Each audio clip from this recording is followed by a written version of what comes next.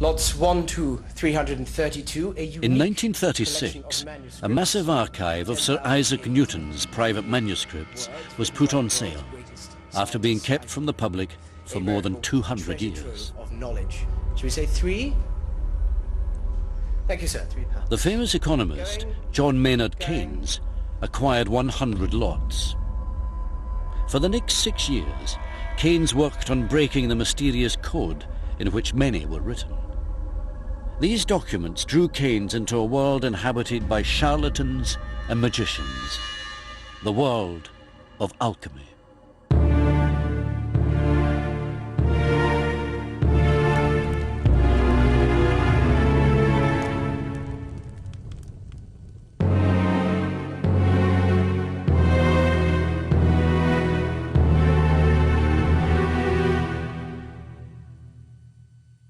Once Keynes decoded these documents, his view of Newton was shattered.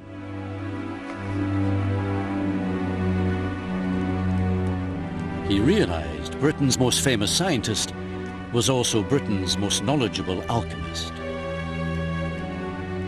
Newton came to be thought of as the first and greatest of the modern age of scientists, a rationalist, one who taught us to think on the lines of cold and untinctured reason.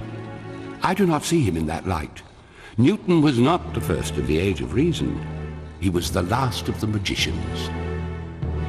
The scientific genius was also revealed as a religious zealot who interpreted the violent imagery in the Bible as God's word, thought ancient temples hid the secrets of the universe, and believed he had found in the Bible the date when this corrupt world would end.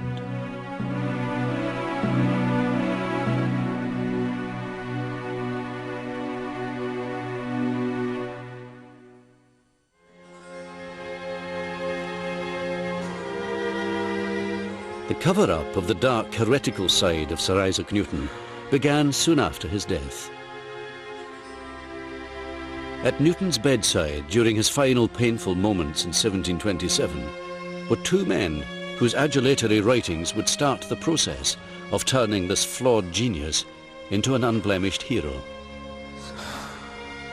One was John Conduit, married to Newton's half-niece, and the other, William Stukeley, Newton's first biographer. The pain rose to such a height that the bed under him and the very room shook with his agonies, to the wonder of those who were present. Though the drops of sweat ran down his face, he never complained or cried out, nor showed the least signs of peevishness. Over the coming years, 2 of Newton's passions, alchemy and religion, would be hidden. John Conduit published Newton's works, funded Newton's hugely expensive monument in Westminster Abbey, and spread Newtonian propaganda for the rest of his life.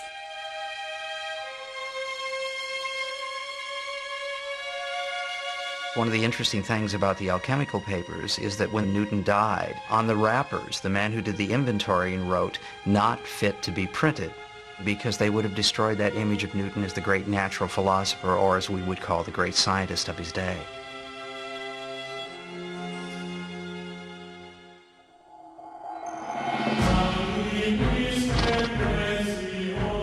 The story of the hidden Newton begins when Isaac Newton returned to Trinity College, Cambridge in 1667. He was only 25, yet he had lived through unparalleled political and social turmoil, civil war, regicide, the plague, and the Great Fire of London. Newton had been sheltering from the plague for 2 years at his country home, but it was impossible to escape the religious fervor of the times.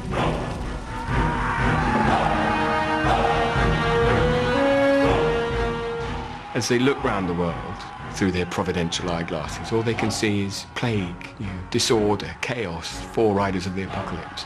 Everything goes wrong. It's a time of absolute uncertainty, and probably for most people, clinging to their vision of God is the thing that gives them some continuity. People are convinced they're right, and that the people they're fighting are the agents of the devil and the Antichrist.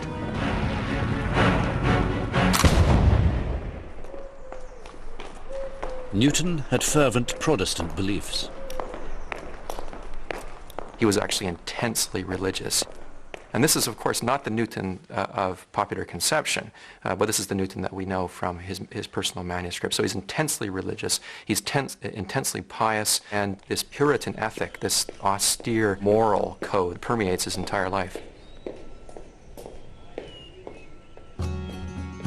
He had been shaken by the decadence he had found at Cambridge when he first arrived in 1661.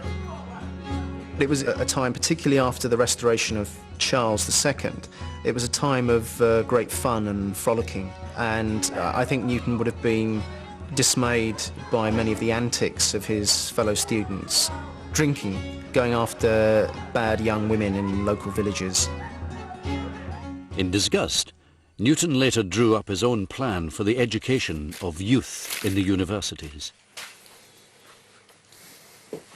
All graduates, without exception, found by the proctors in taverns or other drinking houses, shall have their names given to ye Vice-Chancellor, who shall summon them to answer for it before the next consistory.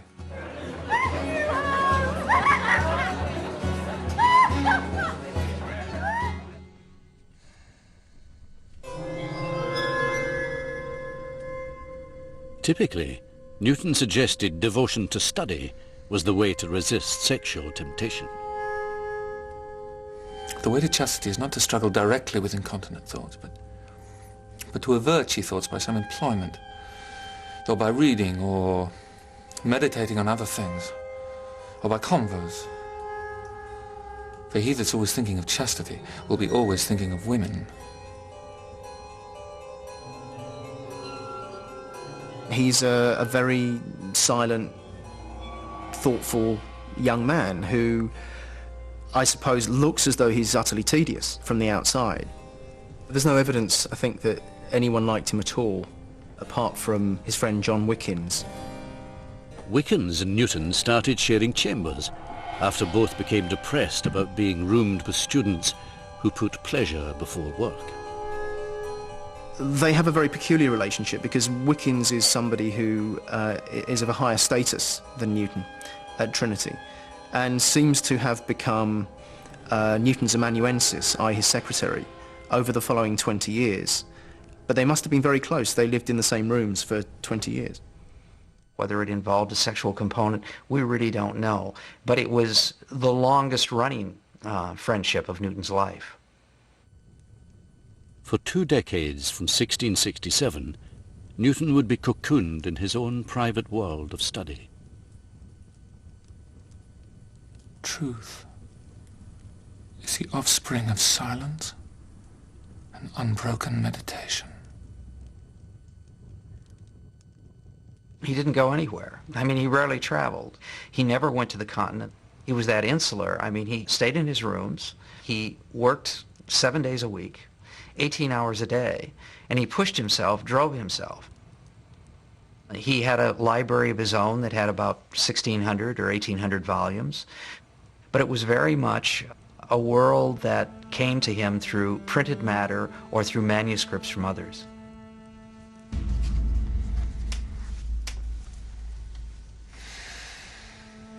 In the mid-1660s, Newton had made a bold decision.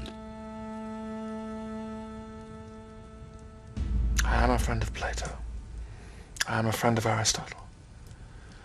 But truth is my greater friend. Newton had decided to search far beyond the narrow boundaries of the classical teachings for new truths about the universe. He devoured the philosophy of the fashionable French scholar René Descartes. In the early 17th century, Descartes depicted the universe as a giant clockwork machine, created by God, but then left to run.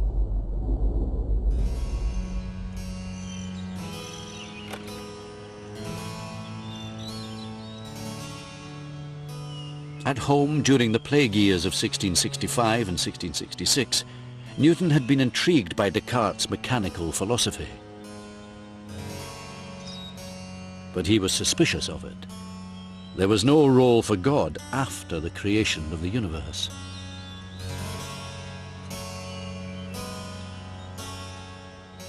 Whence is it that nature does nothing in vain?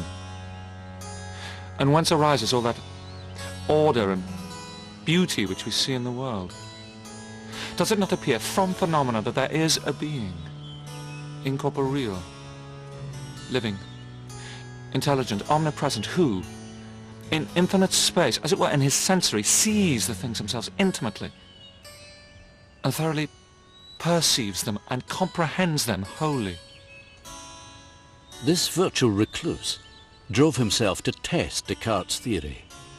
Was the universe really a mass of lifeless matter, or a living world run by God? He became fascinated by the force that held the moon in orbit and caused apples to fall. Surely gravity was the divine force, not a matter of chance. Newton was obsessive. In 18 months he became the greatest mathematician in the world and invented calculus that enabled him to study the movements of planets in later years.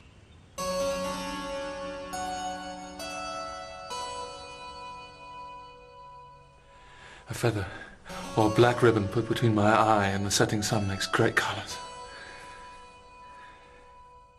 Descartes had said that light was created when a stream of particles hit the eye.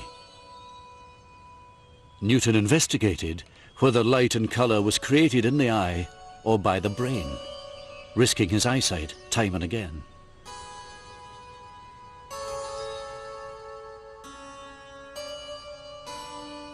I took a bodkin and put it between my eye and the bone, as near to the back side of my eye as I could. And pressing my eye with the end of it, so as to make the curvature in my eye, there appeared several white, dark, and coloured circles.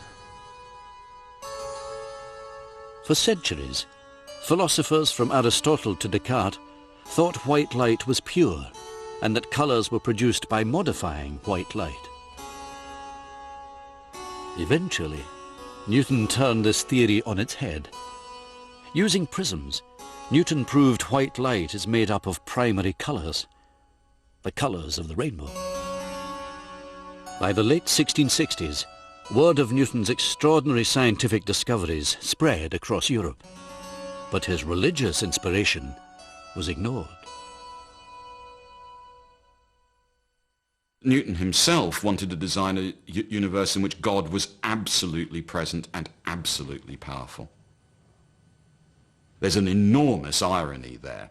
In the 18th century, gangs of interpreters, most of them French, will take the God out of Newton's world, and we will be left with a clockwork universe. I mean, it's a very common image of what the Newtonian world was, that it was soulless, that it was mechanical, that it was a piece of clockwork, that it really wasn't theologically motivated at all. To this day, this purely mechanical picture of Newton's universe is still accepted worldwide.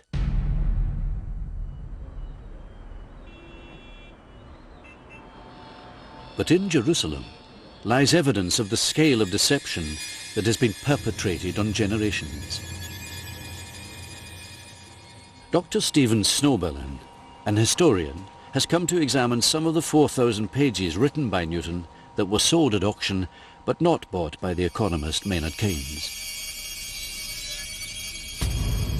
What these manuscripts reveal is a very different Newton than most people conceive of. A thinker who had a grand, unified project to uncover God's truth, God's true doctrines. This is a Newton who is not a cold, calculating scientist. This is revealing Newton in all his glory, warts and all, if you will.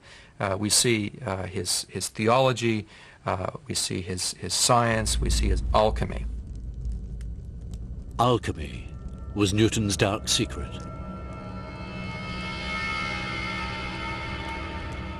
For 25 years, from about 1668, Newton devoted himself to this illegal and clandestine practice. For centuries, alchemists had searched for the philosopher's stone, the mythical ingredient that transformed base metals into the purest gold. Many fraudsters claimed to possess it. In some instances, it was immensely profitable. You could milk duke or prince of a substantial amount of money, no question. But if you got caught, it was extremely dangerous. We know that one of the customary punishments for defrocked alchemists, as it were, was to be hanged on a gilded scaffold. And sometimes they were forced to wear suits of tinsel as they were hanged to make it a public spectacle.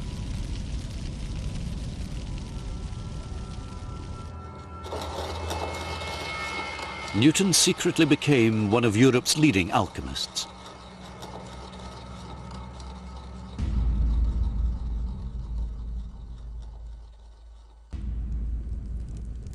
These rules in general should be observed. First, that the fire be quick. Second, that the crucible be thoroughly heated before anything be put in. Third,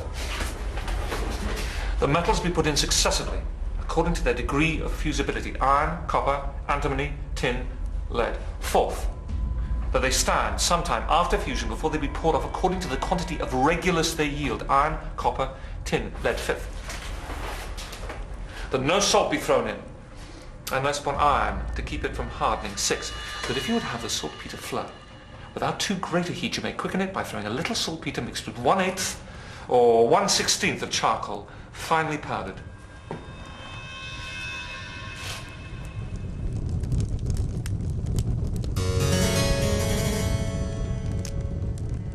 Why Newton took up the fraudulent practice of alchemy has baffled people for 300 years. He worked in strict secrecy. Even an assistant working with him did not know what Newton was seeing in the crucible.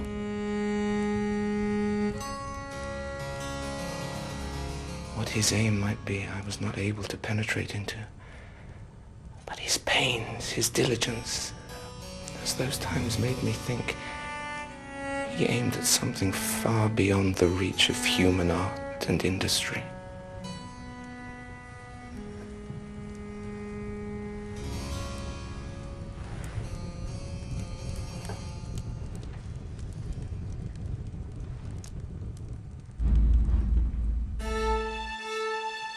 "250 years later, when the economist Maynard Keynes gazed on Newton's private manuscripts, he was appalled. He assumed the great scientist appeared to be a magician, dabbling with the occult.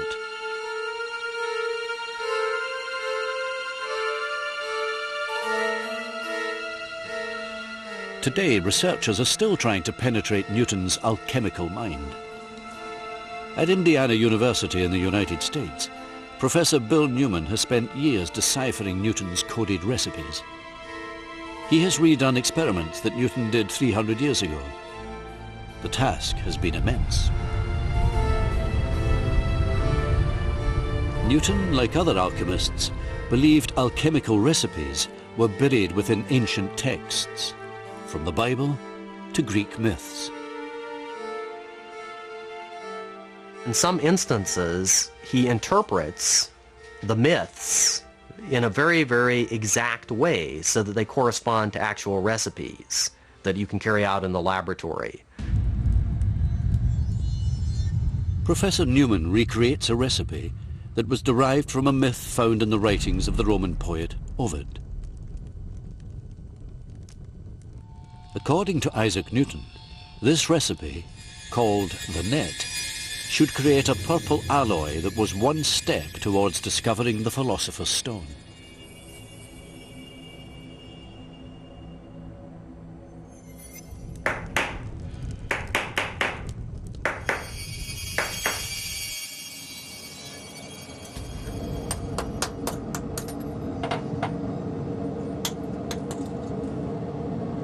Behold, the net. It worked. A purple alloy with a striated net-like surface.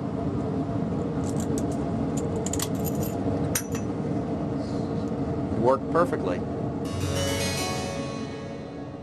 Newton, like all alchemists, concealed his ingredients in colourful riddles.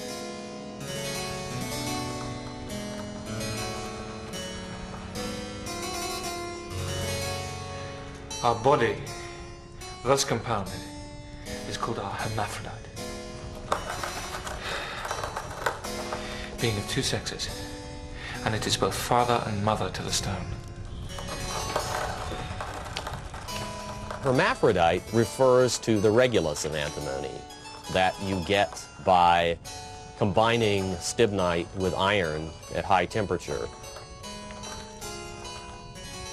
Newton uses codes like the green lion, the sordid whore, and the menstrual blood of the sordid whore to describe other metals. So what was Newton keeping concealed? Important clues have been found at King's College, Cambridge, where Newton's manuscripts, bought by the economist Maynard Keynes, are securely kept. Professor Rotanzi says Newton's own handwritten copy of an ancient alchemical treatise reveals the secret purpose of his alchemical quest.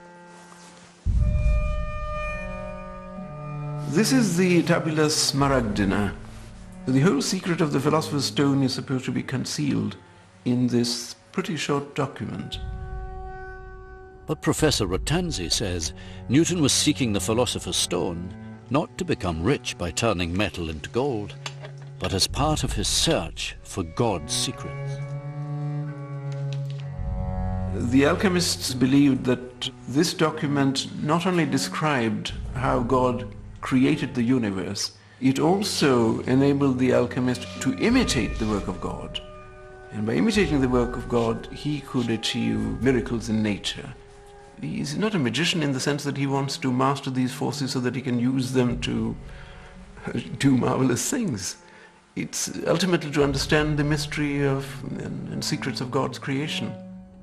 Newton believed God had handed down his secrets to disciples like Noah, and that they survived in fragmented form in scripture, ancient text, myths, and especially in alchemical literature. He never loses faith in alchemy as concealing some of the greatest secrets of the universe, if you could decode them.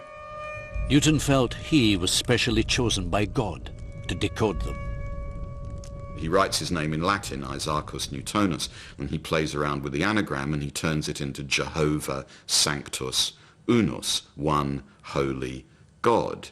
So there are already signs there of a fairly strong sense in the young Cambridge student that he's odd, that he's special, that he's picked out, that he is, to use the alchemical phrase, an adept, someone particularly equipped by the gift of grace, not only to pursue his studies, but to interpret the world. Newton believed that through alchemy he was finding God's secrets.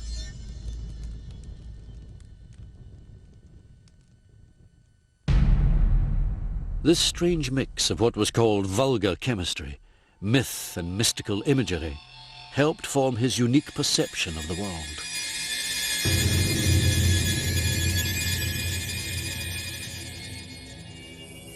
Professor Newman believes one of Newton's basic experiments gave him an insight into the true nature of colour.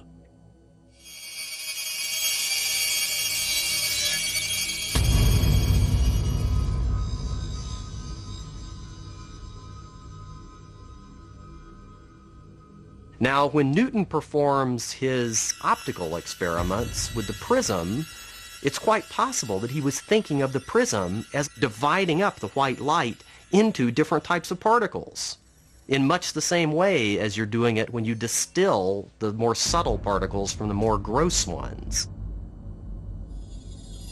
Just when Newton was furtively immersing himself fully in the mysteries of the crucible, his earlier scientific achievements brought him worldly advancement.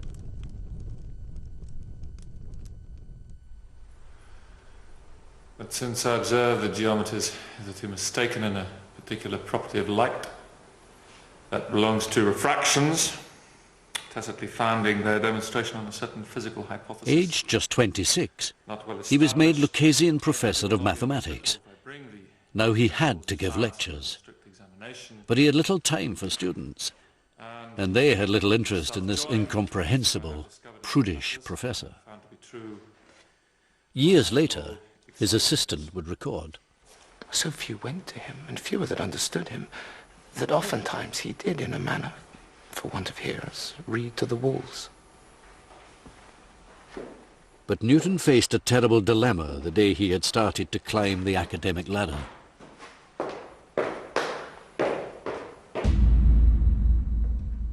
He would be required to take holy orders and become a cleric in the Anglican Church. This set him on a collision course that threatened to end in his disgrace. He researched the history of Christianity and became convinced that both the Catholic and the Anglican Church were founded on a corruption of the Word of God.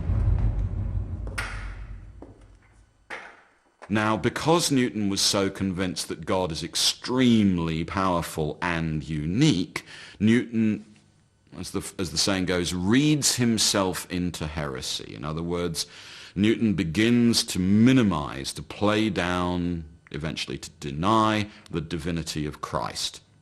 And Newton comes to the conclusion very early on that the Trinity is a blasphemy on the first commandment, because the first commandment says that thou shalt have no other gods before me, and the worship of the Father, Son, and Holy Ghost, from Newton's point of view, is a heresy. So by the early 1670s, Newton had become a secret heretic. He was convinced the doctrine of the Trinity, to which Henry VIII had dedicated Trinity College, was a form of blasphemy. If Newton had been exposed while he was at Cambridge as an anti-Trinitarian, his career would have been over. He would have been ostracized. It's almost certain that it wouldn't have involved being put to death, but definitely prison would have been one possibility.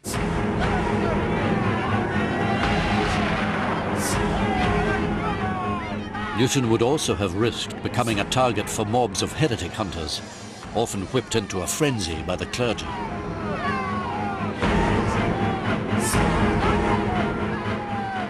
A heretic, like a witch, is a threat, not just to truth, but to you. It's a physical threat. It's going to compromise and corrupt the community. So very often, we know, from witch hunts, that the mob, the people, will take direct action against these sorts of individuals. People are lynched, people are kicked to death, they're burned.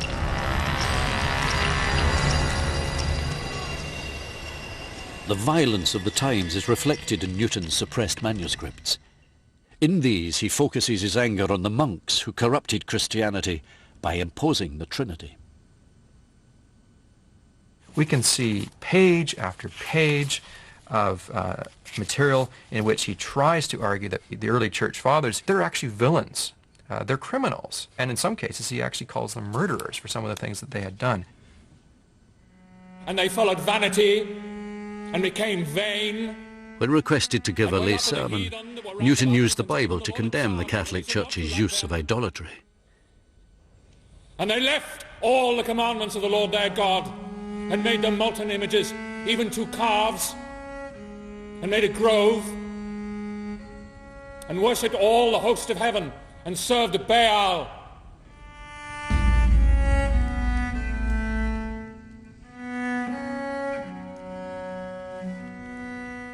In the privacy of his rooms, Newton rejoiced in the torture of nuns he reads about in an ancient history book.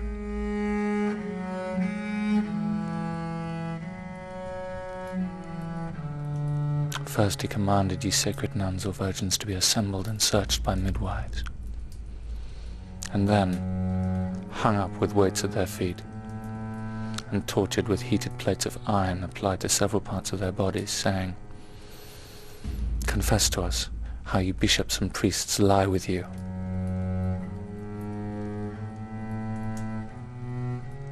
Oh, he loves some of it, where tragically awful things happen to Roman Catholic nuns. You can hear Newton saying, good, the Antichrist is suffering. And I think we have to remember, for somebody like Newton, Roman Catholics aren't really human. They're compromised by the Antichrist. It's the same sort of argument that allows Cromwell to slaughter tens of thousands of Roman Catholic peasants. They're not really human. Newton studied biblical texts obsessively. He had 30 Bibles in many languages, including Arabic and Hebrew. The books of prophecy, Daniel and Revelation, were his favorite texts, although they were often dismissed for their violent symbolism. Newton felt these contained, in code, the words of God and a description of past and future events. From his reading of Revelation, Newton became convinced God foresaw that the Catholics would corrupt pure Christianity. I saw a woman sit upon a scarlet-coloured beast, full of names of blasphemy, having 7 heads and 10 horns. And the woman was arrayed in purple and scarlet colour, and decked with gold and precious stones and pearls, having a golden cup in her hand, full of abominations and filthiness of fornication. And upon her forehead was a name written, Mystery, Babylon the Great, mother of harlots and abominations of the earth. This is a very powerful imagery. Newton associated the Catholic Church with a form of fornication. This was spiritual fornication, because if one imagines the pure church as a chaste virgin, then it makes sense to think in terms of the Catholic Church, the Trinitarian Church, as a harlot who had committed fornication with corrupt, non-biblical teachings. And it reveals a passionate hatred. Just as Newton looked into the books of prophecy to see God's plans unfolding, so he looked into his alchemical crucible to find God's laws of the universe. Today, Professor Newman can see what Newton saw 300 years ago. Metals seem to come to life and grow like plants.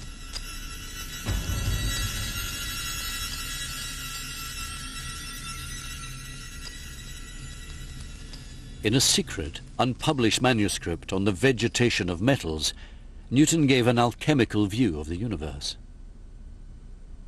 His manuscript on vegetation begins with a discussion of metallic trees, and from that he then launches into a long expose of the theory that the earth is alive and that it respires, exhales, inhales. Newton said an almost magical ingredient called salnitrum made the earth into a living being.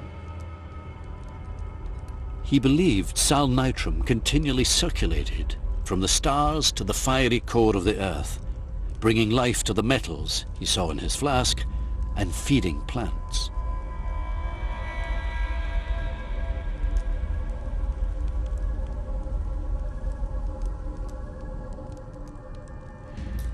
This earth resembles a great animal, or rather, inanimate vegetable. Draws in ethereal breath for its daily refreshment and vital ferment, and transpires with gross exhalations. Newton even uses this unproven alchemical theory to explain the cause of gravity.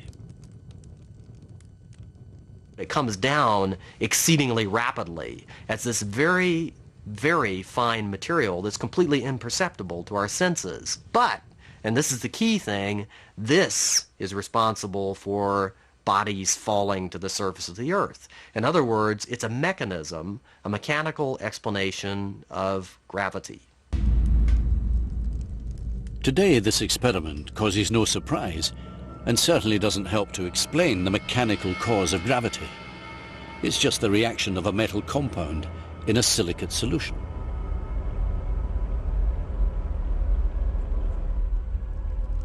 But Newton's alchemy convinced him the hand of God influenced all things. Even tiny particles seemed to live and grow in his crucible. He mocked scientists like Descartes, who saw an inert, godless world.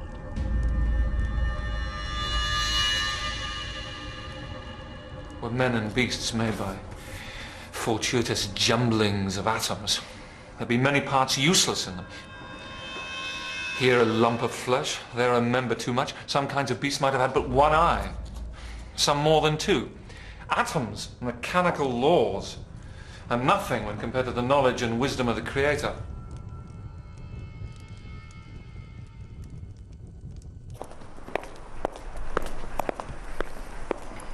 In 1675, Isaac Newton emerged from the womb of Trinity. His double life was in danger of being revealed. He could no longer put off the obligation as a professor to become a cleric, but that was against his heretical beliefs. So he set off to London to convince King Charles II to excuse him from taking holy orders.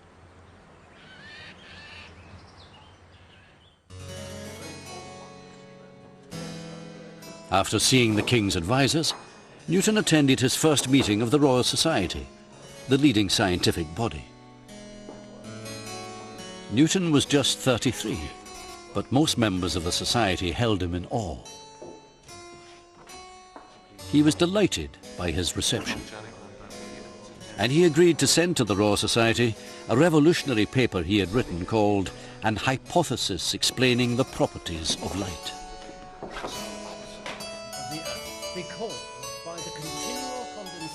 Later that year, over 4 weeks, Newton's work was read to the Royal Society.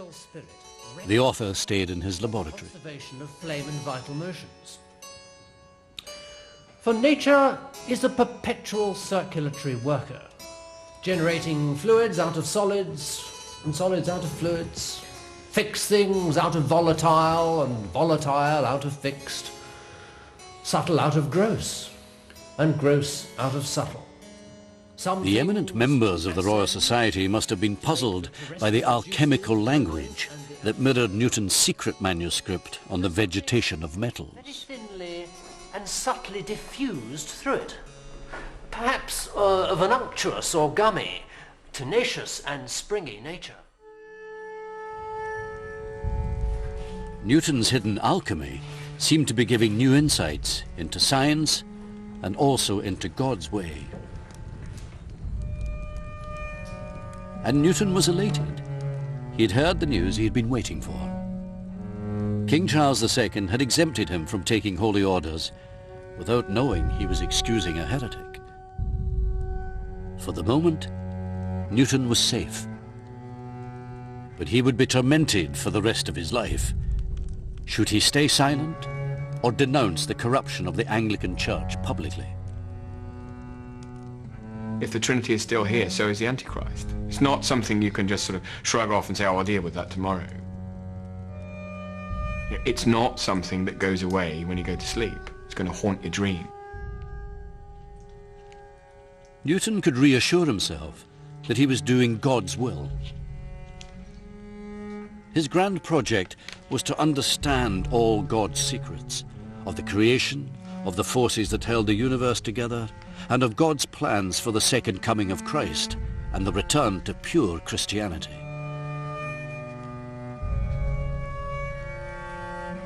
As an adept, Newton believed that he was chosen to decode the secrets locked in the work of the ancients.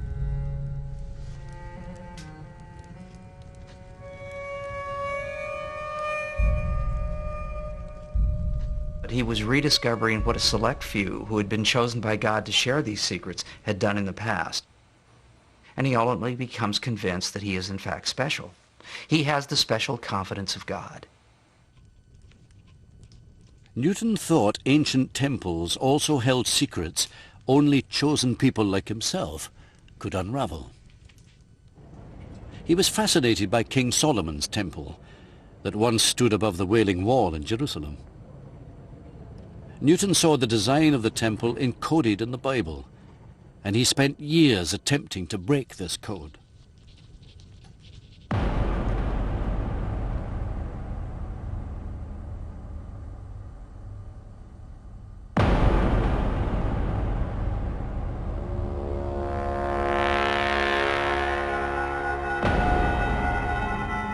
For Newton, The scenes of the book of Revelation take place in the heavenly temple. And so in order to understand the book of Revelation, in order to interpret the symbols, he needed to understand what the temple looked like. The temple could even reveal the date when this corrupt world would end in the apocalypse, and true Christianity would be reborn. It was for him the object of some of his prophetic hopes, because he believed the temple was going to be rebuilt, reestablished in Jerusalem when Christ returned. So this was part of his prophetic hope. He believed this was going to happen. Newton thought the temple would also increase his scientific knowledge.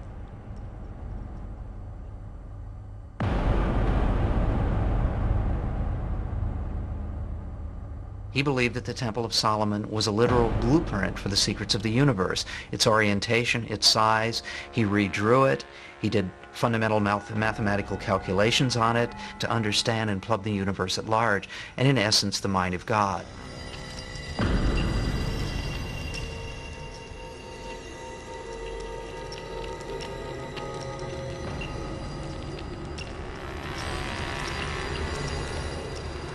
In England, near Salisbury, there's a piece of antiquity called Stonehenge, which seems to be an ancient temple, for it is an area compassed circularly with 2 rows of very great stones, with passages on all sides for people to go in and out at. Newton only visited Stonehenge in his imagination, but he was sure it also revealed the wisdom of the ancients.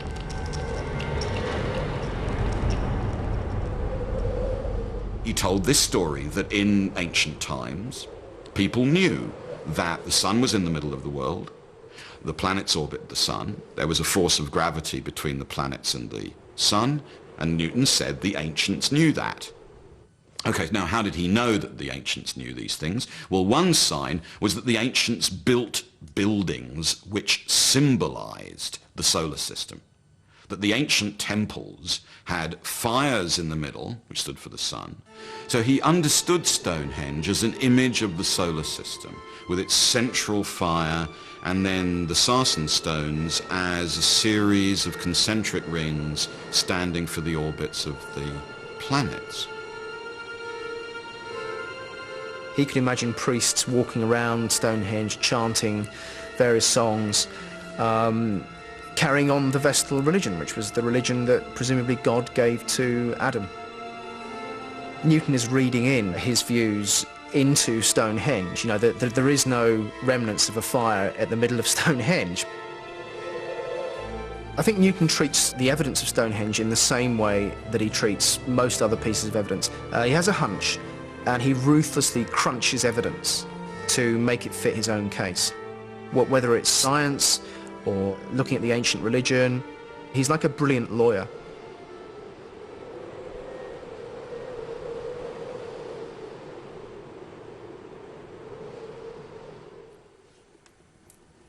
In 1684, Edmund Halley, a young astronomer, asked Newton a question that would refocus his scientific genius on gravity, the mysterious force that binds the universe together.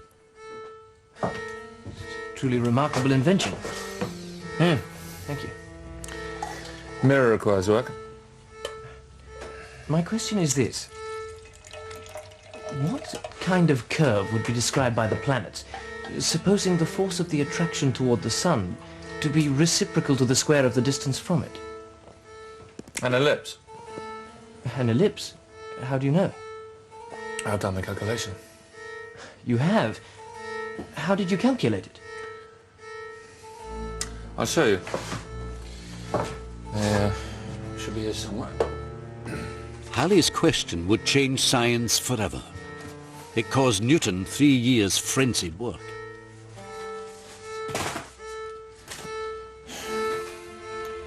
Don't worry, I will redo the calculations. I'll send you a copy. Some months later, Halley received a short tract on the motion of planets in orbit. In his hand, Halley had the seeds of Newton's The Principia Mathematica, published in 1687. It is the greatest book of science ever written, bar none. It is the most magnificent work. It is the most all-encompassing work. It is the most daring book of any scientific treatise ever written. In the Principia, Newton spelt out the laws of motion, but his greatest achievement was the universal law of gravity.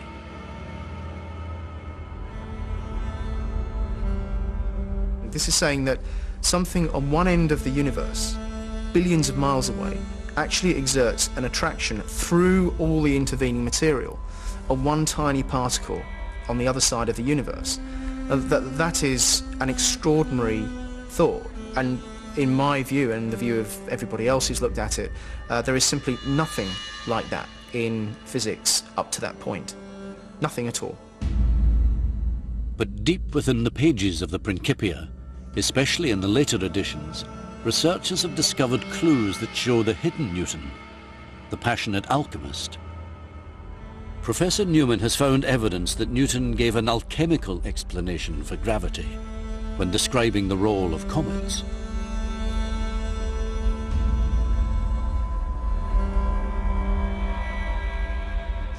As far as the natural world went, he did have a unified vision.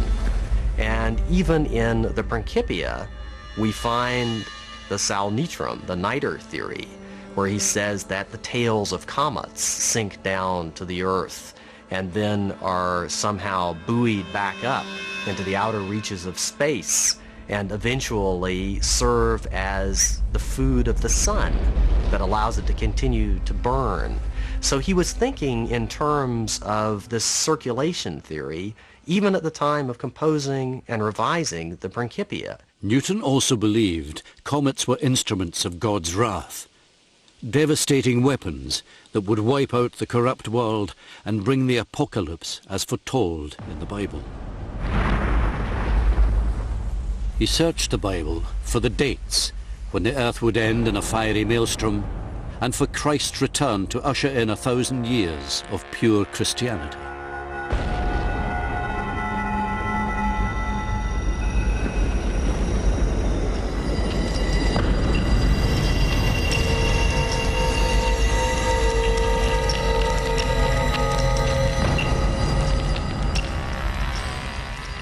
The 1687 edition of the Principia only contains one reference to God as creator, but in later editions, Newton stressed the all-powerful role of God in his universe. The most beautiful system of the sun, planets and comets could only proceed from the counsel and dominion of an intelligent and powerful being.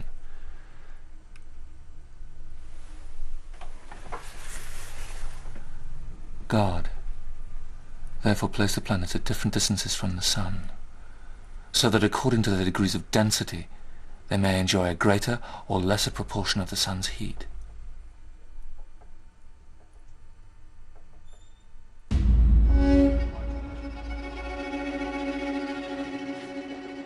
When Newton was at the height of his fame, he was driven by his hatred of Catholics to oppose the Catholic King James II. He came up against notorious Judge Jeffreys, the Lord Chancellor, known as the hanging judge for his brutality. Newton rose up against the king because a Catholic was handed a degree at the university, at a time when all Catholics were barred. A mixture of papists and Protestants in the same university can neither subsist happily nor long together. It was a risky strategy. And if the fountains once be dried up... That if one appeared in front of the Lord Chancellor, one was certainly going to risk at least a tongue lashing and probably something much worse. Gentlemen, I will say to you what the Scriptures say. Go your way and sin no more, lest a worse fate befalls thee. Newton lost his battle, but the very next year the Catholic king was forced to flee the country. Newton the alchemist and secret heretic was catapulted into public life. He was elected an MP for Cambridge. but the lure of the crucible kept him chained to his furnace. Finally, in 1693, God's ultimate secret seemed tantalizingly within his reach. He watched transfixed as gold mixed with a special mercury seemed to swell before his eyes. Was this the philosopher's stone?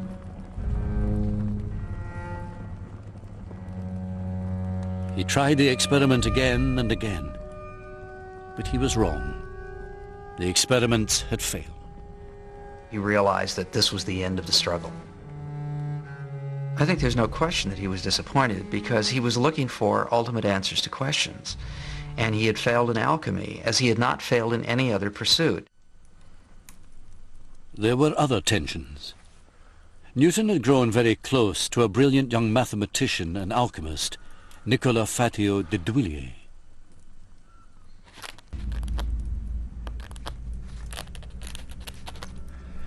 Pray, let me know by a line or two whether you can have lodgings for us both in the same house at present, or whether you would have me take some other lodgings. I am yours, most affectionately to serve you. But in 1692, Fatio, a hypochondriac, wrote to tell Newton that he was dying.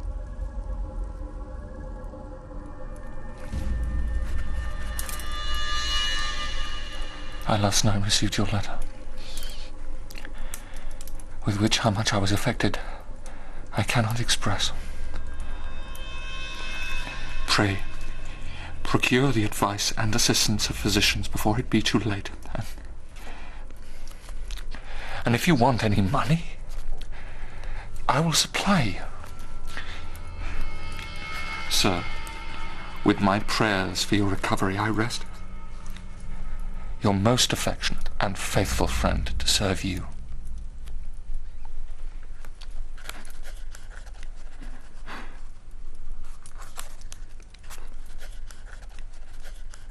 I doubt that Newton had a physical relationship with Fatio, but it's quite clear from the correspondence between them that these caused Newton to become emotionally disturbed. Fatio lived, but a year later this relationship disintegrated. Newton then had a breakdown, accusing his few friends of misdeeds of which they were entirely innocent. He wrote to the diarist Samuel Pepys, president of the Royal Society.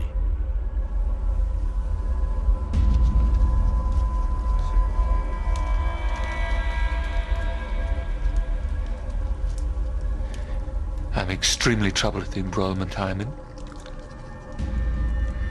and have not slept well this 12-month, nor have my former consistency of mind.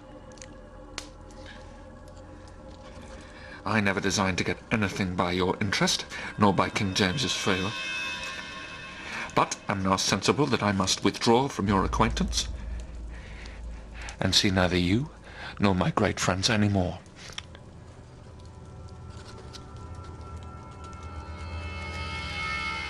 Newton also wrote an even more vicious letter to his friend John Locke.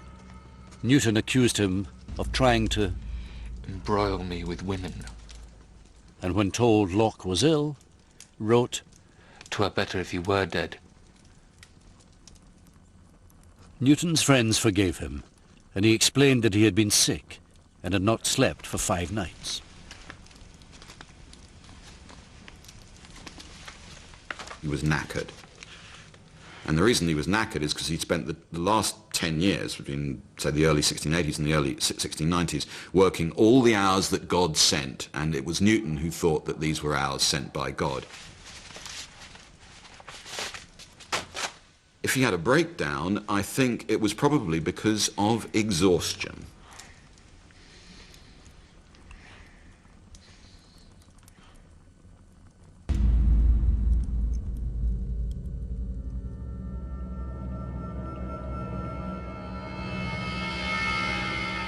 Newton also had to cope both with his emotional crisis over Fatio and his failure to grasp the golden prize alchemy once promised.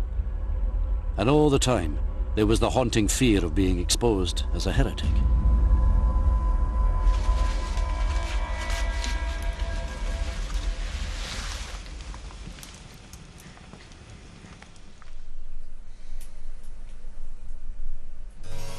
But he recovered and began a new life.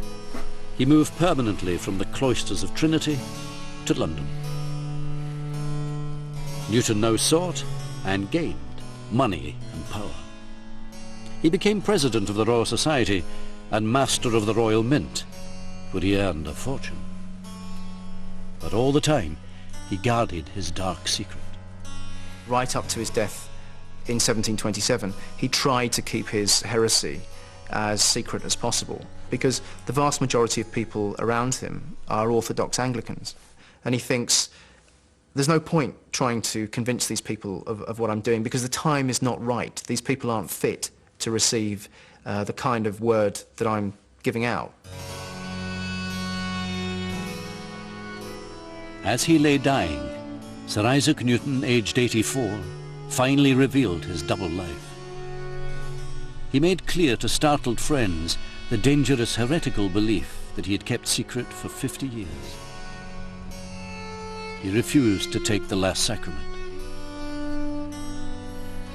Sir Isaac, there was a time for the last sacrament. No.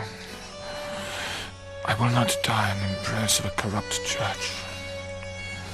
I have made my peace with God. Newton had accomplished more than any scientist before him.